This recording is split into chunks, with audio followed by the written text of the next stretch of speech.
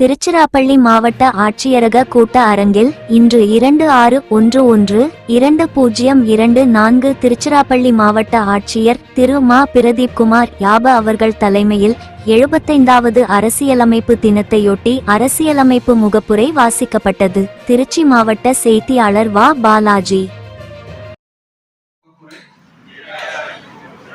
இந்திய மக்களாகிய நாம் இந்திய நாட்டினை இறையாண்மையும் சமநல சமுதாயமும் சமய சார்பின்மையும் மக்களாட்சி முறையும் அமைந்ததொரு குடியரசாக நிறுவவும் அதன் குடிமக்கள் அனைவரும் சமுதாய பொருளியல் அரசியல் நீதி எண்ணம் அதன் வெளியீடு கோட்பாடு சமய நம்பிக்கை வழிபாடு இவற்றில் தன்னுரிமை சமுதாய படிநிலை வாய்ப்பு நலம் இவற்றில் சமன்மை ஆகியவற்றை எய்திடச் செய்யவும் அவர்கள் அனைவரிடையேயும் தனிமனிதனின் மாண்பு நாட்டு மக்களின் ஒற்றுமை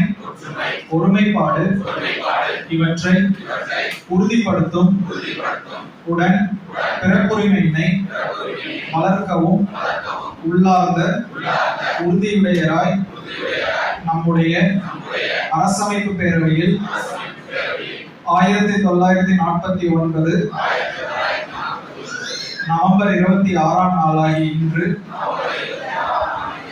இங்கித நாள் இந்த அரசமைப்பினை இயற்றி நமக்கு நாமே வழங்கிக் கொள்கிறோம்.